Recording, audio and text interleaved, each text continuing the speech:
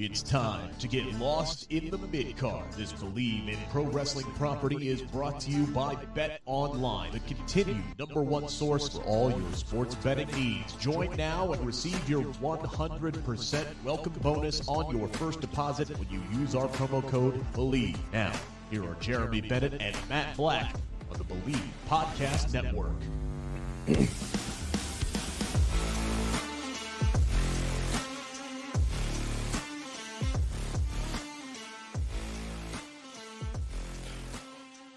Ladies and gentlemen, welcome to the podcast where if you are tired of the Bloodline story, I got some bad news for you. Apparently, according to Paul Heyman, we're only a third of the way through the whole story. This is Lost in the Midcard. I'm your host, Jeremy Bennett. Thank you for tuning in. Matt Black is unfortunately under the weather, so rolling solo here tonight. And hey, there we go. Matt is here via chat. And yes, he's got some tornado issues as well. Hopefully, Matt stays safe from home. So Matt can at least join us in the chat. That's good to see you there. I'd like to thank you for tuning in to Lost in the Midcard. Of course, we're going to talk SummerSlam, one of the big pay-per-views that happened this weekend. Very good show overall. We'll talk about that. We'll talk about some news, some unfortunate news in regards to injuries. We got yet another injury on the WWE front, and some updates on maybe some new talent coming through. We got some new talent coming in tonight, but only working backstage. We got a lot of different news there for you. But first, I'd like to thank Believe in Pro Wrestling YouTube channel for allowing us to do this show for you every Monday night. If you haven't done so already, go ahead, go to our YouTube channel. Believe in Pro Wrestling. Give us a subscribe. Give us a thumbs up on our videos. Help get this out to as many people as possible as well. Ring that bell. That way you know every time a new episode comes your way, like we do here every Monday. Programming notes starting next week. We are going to be starting a little later. I have a new work schedule, so I'm going to be we're going to be starting the show roughly at 6:10, about 10 after. 6:15 at the very latest, but we're going to be shooting for 6:10 every week and take you up to Monday Night Raw. So not much different than what we normally do. Just going to start a little bit later, and then we'll go from there. So Matt Black letting everybody know that he's here. Steven and Mark Cho with your well wishes there. MK in the chat, third inning. Good God, please, no extra innings. Yeah, I mean, if we're only a third of the way in, that means there's still 6 more years potentially of this Bloodline story. How much more can we go out of it? I don't know. We'll see where it goes.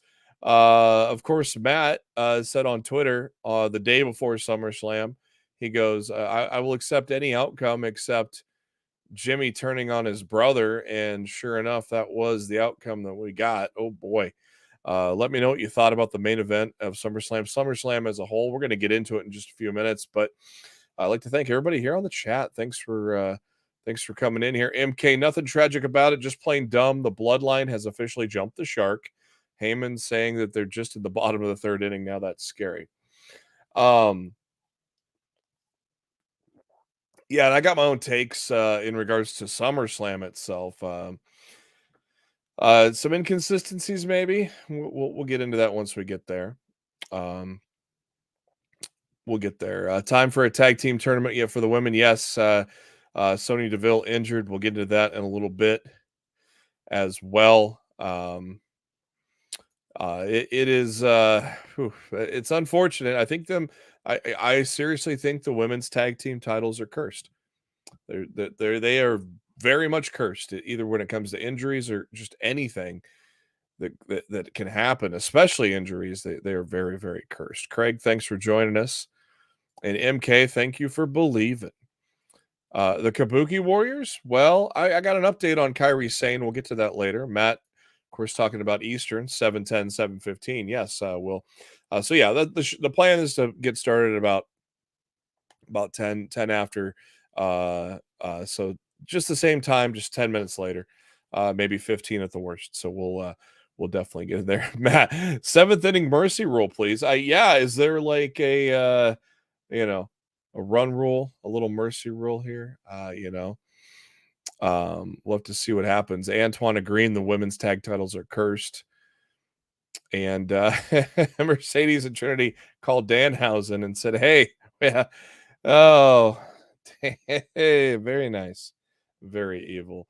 All right, let's get into the main story. Of course, the main story is SummerSlam. It took place this past Saturday from Ford Field in Detroit, Michigan, a great venue. I think the crowd overall was pretty good. I mean, it's a bigger place, so sometimes the reactions and things are not going to translate well. There were some lulls in the crowd at certain points, which were some of them were pretty understandable at some points during SummerSlam. But at the same time, I think overall, I think it was a very enjoyable show. It was a cool venue to have SummerSlam at, and without unfortunately not unlike NXT's last PLE, which was Great American Bash, no kickoff show or anything, which was fine. I mean, I would like to have a kickoff show, get more people involved in front of a big crowd like this, warm up the crowd a little bit, but again, it's a long enough show as it is. I mean, 8 matches on the card and it went over 4 hours. I did not expect it to go over 4 hours, but it was interesting, to say the least. MK in the chat, the show was fine, but Jimmy turning on Jay, make it make sense. Yeah, I I mean, when we were afraid that this was going to happen, it makes sense. Just I don't know, because is he jealous of Jay being main event Jey Uso? Is he mad that he got put in the hospital fighting the bloodline? I don't know. Apparently, we'll find out, and I would assume we'll find out an excuse on Friday SmackDown. Matt saying it doesn't make sense. It completely went against the rules of the match in the first place. Yeah, I mean, the rules of the match, which I was alluding to earlier, supposed to be no interference during the match in tribal combat. So did WWE forget their own rules? Are they going to even address that? Is the big question. Are they even going to address it? Because that was like one of the main rules. And are maybe the elders going to address it because it went against the tribal combat rules? I don't know. A lot of questions that are left to be answered on Friday. I assume we're going to have to wait till Friday for that. Mark Cho, kickoff shows are dumb with no matches. They are. And it's a lot of we see the same video pieces on the pay-per-view itself, so it makes no sense that it makes no sense to really not have anything on a kickoff show except just the talk. There's never anything that really breaks during those shows. So MK in the chat, from EO's cash in to the end of the show, 59 minutes, they could have made more time for one more match, Rhea or Becky. 2 women's matches getting pulled in that from what was originally being scheduled. Of course, again, eight matches, and still went over about 4 hours and 15 minutes. So it did go over the expected time. We kicked things off with Ricochet and Logan Paul, and they gave him a lot of time. It was pretty cool to see Ricochet in this type of situation, a singles match at one of the biggest pay-per-views of the year in SummerSlam. It was very cool to see a guy like Ricochet get that kind of honor, and against basically a global superstar in Logan Paul. It made sense for this match to go first just because of the high energy, and it was almost a perfect first match type of deal. But of course, we learned later that Logan Paul took a private jet to go see his brother Jake fight Nate Diaz later in that evening, and was able to walk him out to the ring there in that big match, big boxing match that they had.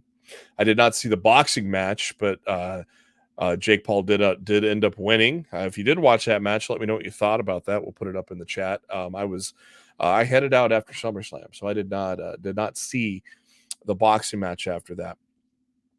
But I thought Ricochet and Logan Paul put on a hell of a match. They got a lot of time, 18 minutes. And that was kind of the point of cutting SummerSlam down to 8 matches, was to allow people to get time outside of, I think, maybe the MMA rules match, I think, was the only one that was really kind of short. A lot of those matches had some time to kind of breathe and have had themselves a good match. And I mean, Logan Paul has been consistently delivering. Like him or hate him, he delivers every time he steps into a WWE ring, and he did that again. Odd finish, I think. This really could have been a classic if they didn't go with the screwy finish. If Logan Paul's already got titanium in his hand, why does he need brass knuckles, for one? Why does he need brass knuckles to put away Ricochet, for two? I mean, I don't know. Those are kind of... And Michael Cole summed it up quickly or perfectly on commentary when he said, "This is a great matchup, but the ending sucked." He basically, Michael Cole, read the minds of all of us when he said this was a great matchup, but the ending sucked. So Logan Paul goes over Ricochet. Samantha Irvin has to announce his name. He wanted her to announce it again, and she wasn't having it, giving the best stink eye to Logan Paul after the match. I thought that was pretty good. But that was Logan Paul's first singles match win since SummerSlam when he beat The Miz last year. So a little interesting fact there for you there. Matt in the chat, 8 matches in 4 hours didn't work for me. Everything for the most part felt longer than they needed it to be. I would have rather had 10 matches in 4 hours instead. Yeah, and I think definitely true. I don't think the build for Raquel and Rhea was to par. I don't know with for SummerSlam, but Trish and Becky should have definitely been on SummerSlam. I don't know what I just don't get why they pulled that one, because that was like a marquee matchup that's been a good feud that we really wanted to see on that big stage. Now, do they save it for the next pay-per-view? I don't know if the next pay-per-view is Payback or what it is exactly, but or if they put it on a Raw. I mean, God, ending that feud on a Raw would be kind of anticlimactic. But we'll see. If Trish still wants to work, if Trish still wants to work, I would almost have a Team Becky versus Team Trish at Survivor Series and end the feud there. I would almost do that if Trish is still wanting to work over the next 3 months. I don't know if her plan was to take off after SummerSlam, but we'll have to see what happens. Yeah, you're saying it's in Raw next week. Yeah, I didn't know if that was official or because last I had heard they were still thinking about maybe putting it on a pay-per-view. So, but it looks like it may be next week on Raw. But yeah, that should have definitely not been taken off the card. Next up is the rubber match. Of course, Brock Lesnar, his matches usually go early so he can get out of there too. The rubber match between Cody Rhodes and Brock Lesnar basically went to its usual form of Lesnar beating the hell out of Cody, trying to get into the back end of the ring for the count of 10 after just getting the complete shit beat out of him by Brock Lesnar. It was kind of a prototypical way of what you would expect a Brock and Cody match to go, especially with Brock being decimating Cody leading up to this match at SummerSlam as well. But I thought it was an awesome match. This one also a little bit longer for a Brock Lesnar match. This also went over 17 minutes. I thought Cody with the Kimura was a nice touch too, to see if he could get Brock to tap out to his own move, the move that he broke, kayfabe broke Cody's arm with. I thought that was a pretty cool moment. They really ramped it up at the end to make it a very, very exciting finish. And as we expected, Cody getting the win. I guess some of us probably were scared that Lesnar might go over, but had a good feeling that Cody would win, and Cody did win. And as MK in the chat says, what's next for Cody? Yeah, that's a good question. And that's something we may get answered at the top of the hour on Monday Night Raw of what's next for Cody. Obviously, if I know Cody says he's not going for that world title, but if Balor would have beaten Rollins, that might have been an obvious choice. But at the same time, I don't really want Cody in that world title picture because his first world title in WWE should be the WWE Championship. Presumably beating Roman Reigns for it to finish the story. I don't know. Are they really going to have Cody win back to back to get to that? Because they're on separate brands. I don't know. I don't know what the exact plan is for Cody to finish the story. I mean, I don't even know how quick they're looking to finish the story. But in the short term, I could see a feud with the Judgment Day possibly. As they are the main heels and they are basically all over the WWE lately. It'll be interesting. I think we're going to definitely get an answer to what is next for Cody Rhodes here tonight on Monday Night Raw. I'm sure we're going to have another awesome promo from Cody.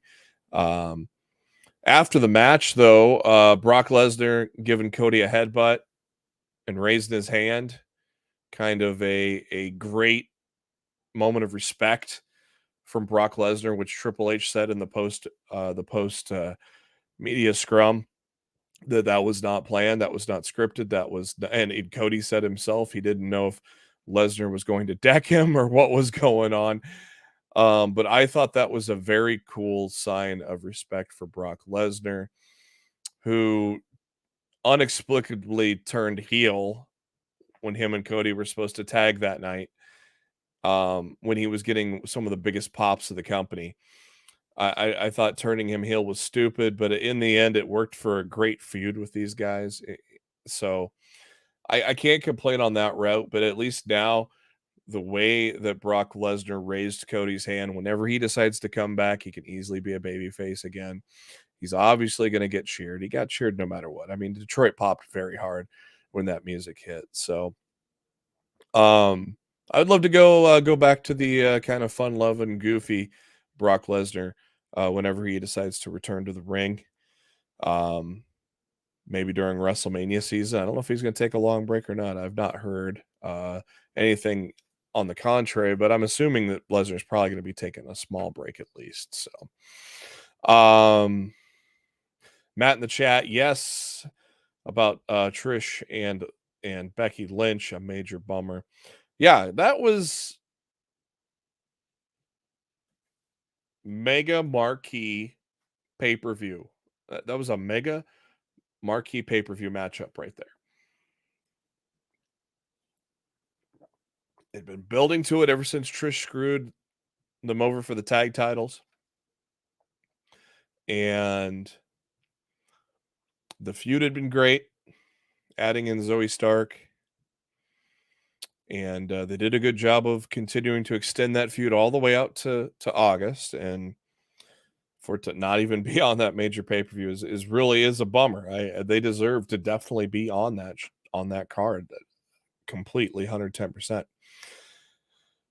Next up is the Slim Jim SummerSlam Battle Royale. Slim Jim now being back into the partnership with WWE. Pretty cool. Obviously, if you're a longtime fan of WWE, you do remember the iconic Macho Man snap into a Slim Jim commercials. Those were iconic. But now my man is the man behind Slim Jim. Yeah! I meant, yeah! LA Knight.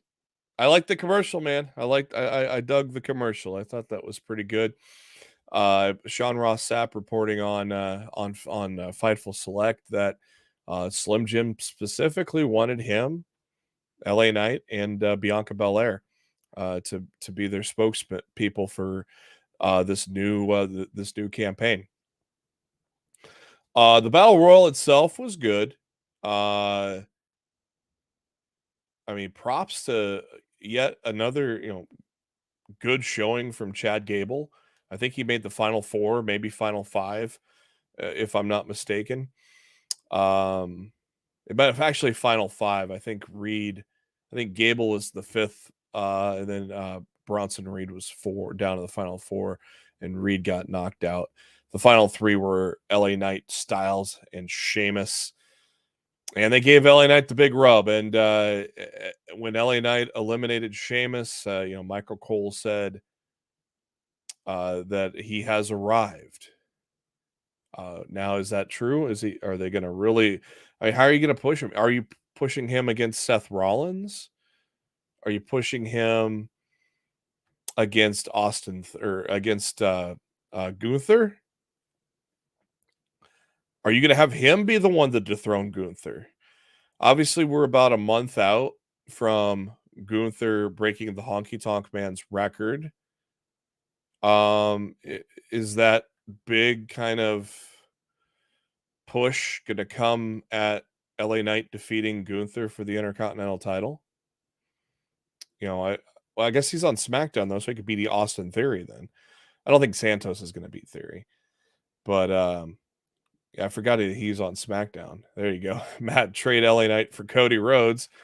LA Knight can beat Gunther's streak, and Cody Rhodes can finish his story. Yeah, these brand splits are so confusing when they don't use them all the time. So yeah, he is on SmackDown. They could trade him to Raw. You never know.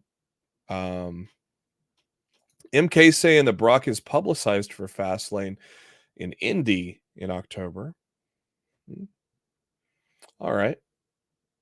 I wonder, let me know in the chat. Again, thank you guys for joining me live here and joining us live, Matt and I, each and every Monday. Let us know in the chat who should dethrone Gunther for the Intercontinental title. It's about 30 days away, so I don't know. Is Fastlane the next PLE and there's no September PLE? Is that right? Going to the pay-per-view schedule here.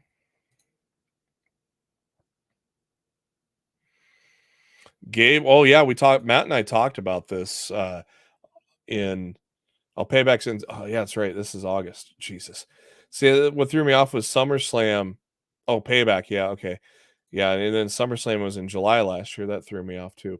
Yeah, Matt and I talked about this on Twitter earlier in the week that Gable would be the guy to dethrone Gunther. Obviously, he lasted the 5 minutes. Then Gunther wanted an impromptu match. So I very much agree with Gable. And again, they've been pushing him. He's been basically front and center. He's been on Raw every week. You see him on TV every single week. Yeah, you have him survive the 5 minutes with Gunther. You have him go to the final 5 of the Battle Royale, which I think had 25 WWE superstars. Gable has had a showing in 2023. I thought he would be a good one to beat Theory, but obviously now they're on separate brands. So Gable beating Gunther would be cool. Payback is on September 2nd. Thank you, Craig.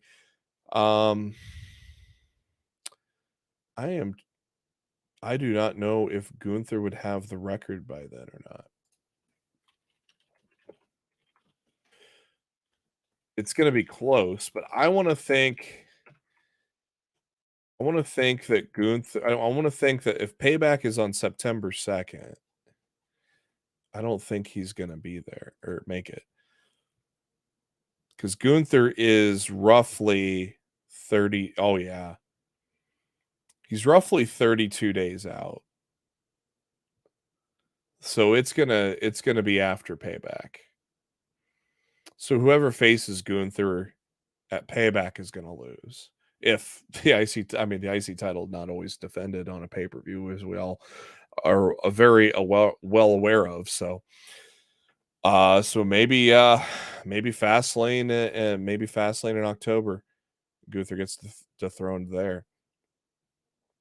I'll have to see. I mean, do you guys think that you think Santos is going to beat Theory? I don't think he's going to on SmackDown this Friday, but let me know what you guys think in the chat if you think he's going to defeat Theory.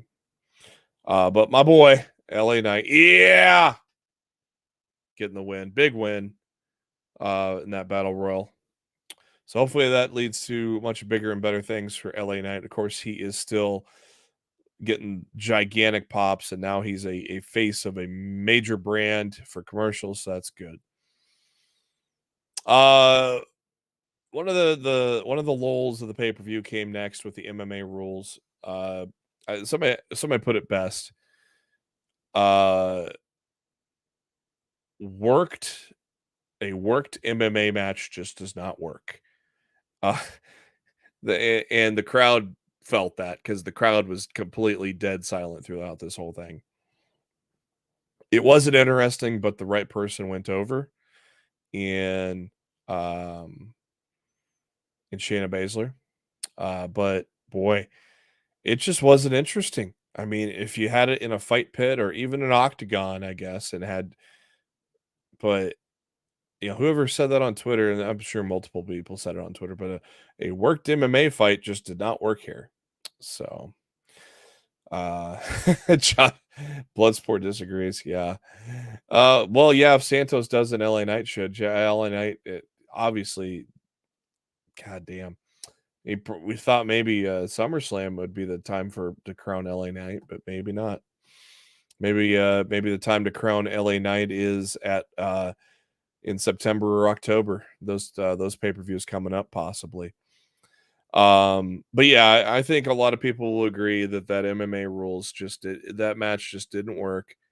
This is supposed to be a little more epic than it than it turned out to be with the rivalry between Baszler and Rousey, but it was not interesting. Matt says a style that doesn't work for the WWE audience, but in front of the right crowd, I think that match would have been better received. Yeah, and we're just coming off the high of everybody completely cheering for LA Knight winning that Battle Royal as well, and then you get this, and it's like a slow pace, and yeah, I don't think it just wasn't interesting. So next up was for the Intercontinental title, Gunther and Drew McIntyre. Of course, we all expected Gunther to come out on top here and expected both guys to beat the complete dog shit out of each other. And that is exactly what we got. I just do not think Drew McIntyre is re-signing with WWE. That's my opinion. I don't know what your guys' opinion is on the matter, but I just have a feeling Drew's not re-signing. And that's why they're putting him in this match, which we all knew he wasn't going to beat Gunther in this part because we all know Gunther's going to win or is going to break the Honky Tonk Man's record. And and Sean Ross Sapp confirmed it over the weekend that he has not re-signed. I just do not. I just have a sneaking suspicion that he's not going to re-sign when his contract is up. I don't know. What do you? Let me know. Let me know what you think in the chat. If you feel that Drew McIntyre is going to re-sign with WWE, or you think he's going to go elsewhere. But yeah, my personal opinion right now, unless something really drastically happens to make me think otherwise, I think Drew's going to be walking. Next up is the World Heavyweight title match between Seth freaking Rollins and Finn Balor. Seth wearing some body paint, temporary tattoo, whatever you want to call it, on the shoulder he injured 7 years ago, and it said 7 on there. Thought that was really cool. He even did the exact same spot on Rollins that injured Seth Rollins, or that injured Finn Balor 7 years ago. He did the exact same spot in the exact same location. Speaking of callbacks, Seth Rollins wearing his black and gold vest that he wore, the exact same vest that he wore 7 years ago. for their Universal title match. He wore that to the ring just to taunt Balor and throw it in his face. And boy, what was Seth wearing, though, outside of that? Wow, that was quite the outfit. That was, I mean, for Seth Rollins, that was even wild for some ring entrance attire. Going back to Drew, Matt saying, I think it's going to be heavily depend on how they treat him over the next 3 months. I mean, they had if they really wanted to keep Drew, they had the perfect opportunity to 11 months ago at Clash at the Castle to have them beat Roman Reigns. But apparently that story is only 3 years into a 9-year run. And does that mean Roman's going to have the title for 9 years? No. I hope not. Man. Imagine the same champion in a modern day holding the title for damn near a decade. It's unheard of. But God, would you put it past Vince, though? That's another question you got to ask yourself too.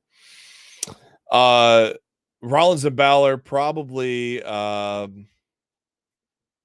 would say Rollins and Balor might have been my match of the night.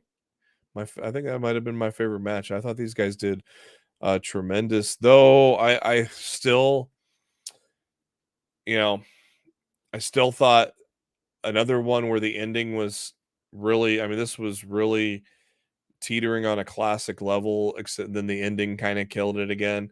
With Damian Priest coming out and the rest of the Judgment Day coming out, and then Priest trying to help Balor by handing him the briefcase, which I don't know why Balor got mad at that point. If he's handing Balor the briefcase to use, he's not cashing it in at this point. So why are you getting all mad? Then he slid it into the ring for Balor to use, and he distracted the referee, and Balor fumbles the bag and got stomped on with his face hitting that briefcase. So is this really Damian Priest's fault? It's not. Finn Balor fumbled this one, in my opinion. But that's the kayfabe side of things. But in terms of winning and losing, I'm like, the better story would have been Balor winning. There would have been so much intrigue every time the Judgment Day is on camera. We'd be kind of on the edge of our seats. Balor holding the world title and Priest holding the Money in the Bank. I don't know why they didn't go that way. There was just so much intrigue with having Balor win this match. As Matt said, made Balor look like a dope. Because Damian Priest was 110% helping Balor. Here's the briefcase. Knock him out. All right, let me slide you the briefcase. I'm going to distract the ref. Knock him out. And Balor completely fumbled it there. So does that lead to now a power stroke? There's not really a leader of the Judgment Day. Some people think that leader is Rhea Ripley. So, does that really, is that, it's going to be interesting to see how that plays out, and guarantee you we're going to see that play out tonight, because the Judgment Day is always all over Monday Night Raw. We got a commercial of Mike's Hard Lemonade with the Alpha Academy and Miz. I thought that was a hilarious ad. I completely enjoyed that. I thought that was funny as hell. Before we get to the second to last match, MK in the chat, if Cody doesn't finish the story at WrestleMania 40, then yes, I think Roman will eclipse Bruno's record of 2,800 days. Oh my God. Could you imagine anybody even touching Bruno Sammartino's record? But the sad thing is, at this point, especially after he beat Cody, it's like, well, Bruno's record was like a hair under 8 years. Oh, we're almost halfway there. Why not, pal? Oof. Boy. If Cody finishes the story at last year, is like we all thought. But now that he didn't do that, you always got to wonder. As long as Vince is still breathing, you got to wonder: are they looking at having Roman pass Bruno Sammartino? It's insane to think, because I mean, before this, you had Brock Lesnar, and before that, you had CM Punk, and it was out of the ordinary to have anybody hold the title more than a year, and Punk did by about 3 months with that 434-day reign. And Brock held the title for a long time too, but of course he was gone half the time. So, man, I just don't know if that works today, dude. But him beating Cody at WrestleMania, we're almost halfway there. What's another half? Probably Vince is saying, we made it halfway. What's another halfway, pal? Sigh. Like I said, if you ain't tired of the bloodline story, boy, we're only a third of the way there, apparently. So who knows? WWE Women's Championship on the line. Asuka, Charlotte Flair, Bianca Belair. Pretty good match, I thought, but I thought the ending. Well, first, give an Oscar to Bianca Belair, because I thought she was legitimately hurt. A lot of people did, and then all of a sudden she does a picture perfect 450 splash. Like, she landed that sucker perfectly, man. Crazy win with the mist in the face, and then the roll up. And so then you have a lame Bianca Belair with a bad leg holding up the title. And yeah, you knew, you almost had to know what was coming, that Io Sky was coming to cash in, and she did. And it was so funny, everybody, including myself and Matt included, everybody thought Damage Control was done, written off. But here you are, Io Sky cashing in Money in the Bank, winning the title. Well deserved, by the way. Bayley giving her a big hug in the middle of the ring, and then Dakota Kai coming into the ring. It was a great moment. And if that doesn't let you know that Damage Control is here to stay now, we were all writing them off, and now one of them's champion. Wasn't the one we expected, but one of them's champion now, and it was good to see. It'll be interesting to see where they go from here, but I think Damage Control is probably gonna stay together for a while, and with all these injuries happening, you almost have to. Matt in the chat, should have ended with Belair pinning Charlotte on the splash. Didn't need to have Asuka take the fall there. Yeah, I agree, especially with how beautiful, how perfectly landed that splash was. But it was kind of, the roll up was interesting just because of how it all just kind of, it was creatively done, in my opinion. So I wasn't really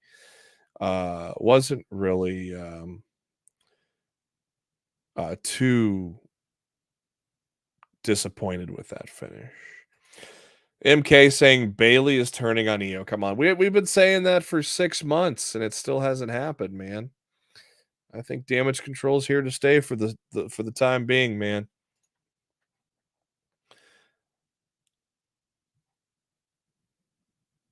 Main event time. Tribal Combat. Jey Uso, Roman Reigns. Main event, Jey Uso, Roman having a good match until, again, somebody's got to help Roman, which was apparently against tribal, which is, this was against Tribal Combat rules, what Solo did and what Jimmy did.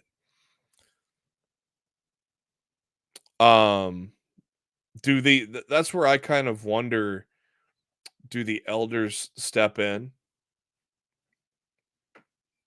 and take that title away from Roman? It's about the only thing I can think of the next progression. Obviously I don't think anybody wanted Jimmy to turn on Jay. I don't know why. I guess we'll find out Friday. We got into it earlier, but why? I don't get it. There was, they were together in turning on Roman, and then I just don't get it. And hopefully they have a good explanation on Friday, because I don't get it. I don't get why they did it this way. And Matt was saying, he said it on Twitter during SmackDown the night before, you could have done anything in this match except have Jimmy turn on Jay. Now, this is obviously going to make Jay the bigger star because he's out on his own now. It's going to be like a Sami Zayn type of situation when Sami was on his own against the Bloodline. And so the crowd's really going to rally behind Jay in this point. And main event Jey Uso is still going to be main event Jey Uso. I thought it was cool that Mike Rome introduced him as such on SummerSlam. I thought that was pretty cool too. But I don't know. And I wanted to see Jay win, but I didn't predict it. Nobody in their right mind was going to predict Jay winning. I would have loved to see that alternate universe where Jay wins and becomes tribal chief. But I don't know. It was just, it's the same old shit with a Roman Reigns match, and that was supposed to be banned. So then I'm just wondering if there's some sort of punishment. A lot of people thought The Rock was maybe going to come and screw Roman to set up WrestleMania 40. My God, I would have loved that outcome a million times more and have Jay win. True, why not? I would have loved that. But we got what we got, and now we got to see what happens going forward on the next edition of SmackDown. That's all there is to say about that. But overall, a great SummerSlam. I thought I enjoyed the pay-per-view for the most part. I think just that MMA rules match was really the only dud in there, so to speak. Everything else I enjoyed. Everything else told a story. I thought the 4 hours flew by, to be honest with you, but and Matt in the chat, Sami Zayn spent a year tricking us that the Bloodline story was actually good and not old, repetitive, and tired. Yeah, Sami saved that damn thing from getting stale. Now what do they do? I don't know if Jimmy turning on Jay is going to keep that from going stale. I don't know. I mean, there's a lot of people that threw their hands up at that. So, I don't know, brother. I don't know. Well, we got 15 minutes until Monday Night Raw. Obviously, as expected, SummerSlam is going to take up the majority of that. Let's go into some headlines, though. Unfortunately, some bad news here. The women's tag team championships are cursed, as I have in the title picture there. On Friday, Sonya and Chelsea took on Bianca and Charlotte Flair. And on that edition of SmackDown, unfortunately, Sonya Deville has torn her ACL. TMZ reported it. Fightful Select has confirmed, or Fightful has confirmed the report. So now Sonya's going to be out 9 months to a year, unfortunately. Once again, the tag team titles are going to be, they're just so damn cursed. It's insane. We wish a very speedy recovery for Sonya. I mean, finally, after all the work both her and Chelsea have done, coming up from Tough Enough at the same time, and each forging their own different paths to finally get gold, and this happens, and it's very crushing to see that happen. So hopefully Sonya can recover quickly from that. MK in the chat saying Solo turning on Roman, fatal 4-way at Survivor Series. Possible, because we don't know that Jimmy is on Roman's side. He could be going into business for himself. and have his own reasons and still not be with Roman. So a fatal four-way with those four guys would be insane. Be a hell of a match, I tell you that much, man. That'd be a hell of a match. Monday Night Raw has an interesting name backstage. His name is this guy, Nick Aldis, the well-dressed man. Nick Aldis, the former world's champion with NWA and, of course, Impact Wrestling in the past for that. He is being brought tonight to Raw to be possibly a potential producer, which is interesting. I mean, the guy can still go. So I'm a little confused on some of these hirings of bringing him in as a producer when they could still contribute to wrestling. But we'll see what that leads to. I don't know. But that was originally reported by Mike Johnson at PW Insider that he'll be at tonight's Raw in Minneapolis. Once we get more on that, maybe next week here on Lost in the Midcard, we'll get back to you with anything more there. As first reported by Cassidy Haynes of BodySlam.net, this guy is going to be at NXT tomorrow. Now, will he be on camera? It's unknown. Will he still be Brian Pillman Jr.? Also unknown. But Brian Pillman Jr. reportedly to be at the NXT taping tomorrow. So that'll be interesting to see if he shows up, what direction they go with him to start. Obviously, a talented individual in the ring, so he's not going to have to be at the PC for too long. So I think it'll be interesting to see what they do with him in NXT. We do have an update on Kairi Sane. A lot of people thinking that she is going to be coming to the WWE very soon, especially with Asuka losing her title. But Kairi Sane has said that she's going to have a match for All Japan Pro Wrestling on September 8th. She's going to be in a tag match there.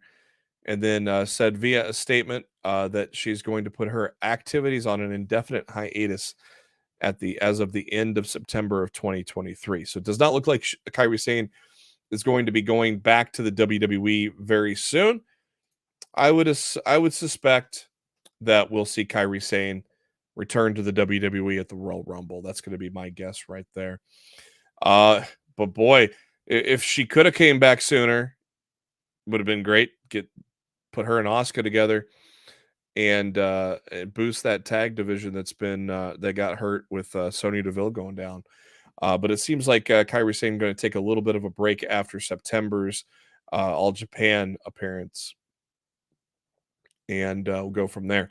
Let's wrap up the show with looking forward to tonight's Monday Night Raw, as well as Dynamite on Wednesday. Of course, Dynamite and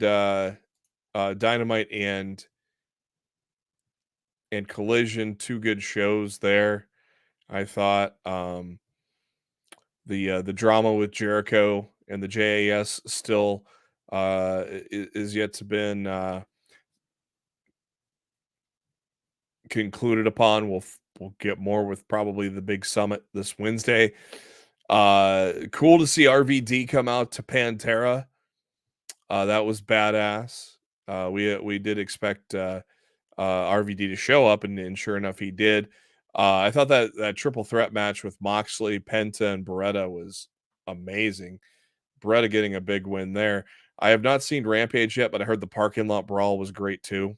I will have to check out Rampage here very soon. Very surprised MJF still kind of being a babyface and giving Adam Cole a title match. At All In at Wembley. Again, I still think Adam Cole is going to be the one to turn heel on Max, but so far I'm still thinking. We'll have to see what happens there.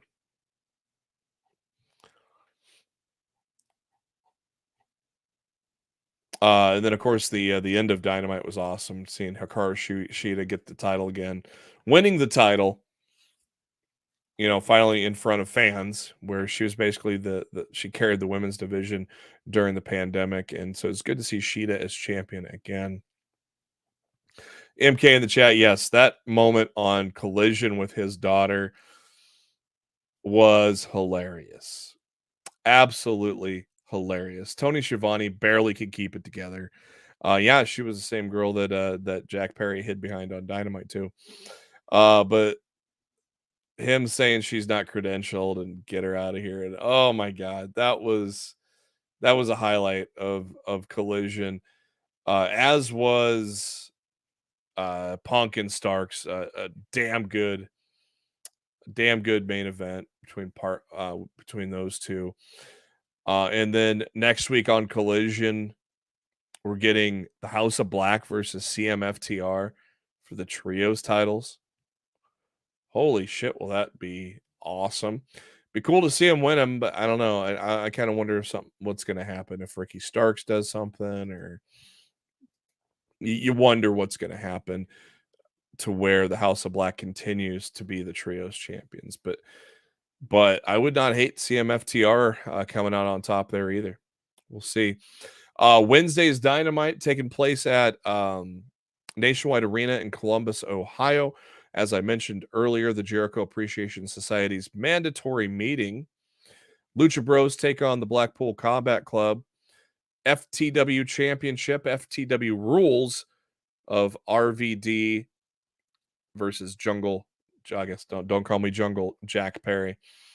Hikaru Shida versus Anna Jay. The Hardy Boys versus the Young Bucks. It's going to be a hell of a Dynamite. I unfortunately will not be seeing it live. I'm going to Hamilton.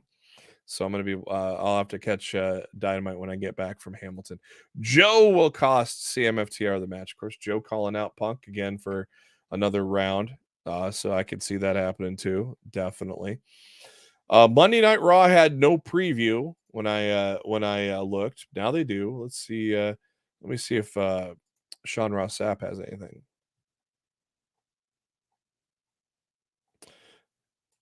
We're going to go to Cody Rhodes promo. So, of course, for those wondering what Cody Rhodes is going to have, where he's going to go from there, we're going to get that. Contender match for the IC title. Matt Riddle, Ricochet, Gable, and Ciampa. Interesting. Matt just said, I've said it too, that Gable beating Gunther would be great. We get a Relive Tribal Combat. Yay. Shinsuke taking on Bronson Reed. A Becky Lynch promo. Shayna Baszler taking on Zoe Stark. Let me get some spoilers, along with the women's tag titles being addressed as well. There's a nice spoiler. I'm not going to spoil it for you. If you're a Fightful Select member, there's a couple of nice little surprises set for tonight as well. But yeah, it looks like it's going to be a pretty killer Raw. Like I said, Raw, WWE.com did not have a preview up yet when I went live. All they have for their preview is Becky Lynch to speak ahead of her match with Trish Stratus. So that's all we got for the preview. But a couple of spoilers aside, I think it looks like it's going to be a damn good show as we move on from SummerSlam and set up some new feuds and see what happens from there. I'd like to thank everybody for tuning into Lost the Midcard. Remember, starting next week, we're going to be going a little bit later. Be 10 after what we normally do usually. We'll start around 7:10 Eastern, 6:10 Central. So keep that in mind. Of course, when we set up the YouTube stream and everything like that, that'll adjust and have the times correct as well. So that's also a good reason to subscribe to Believe in Pro Wrestling and hit that bell icon so you know when we are set to go live. Also check out interviews. There's going to be some SummerSlam interviews from Rick Ucchino. Check out Rick and Sid once Rick gets back home. I'm not sure if they're recording this week or not, but that's why you hit the bell icon so you know when every time we all go live. We will be back at you here next Monday at 7:10 Eastern, 6:10 Central. So don't forget, we're going to be a little late start going forward. enjoy Raw tonight. And once again, thank you for tuning in to Lost the Midcard. We'll catch you next week. And as always, we are brought to you by Bet Online.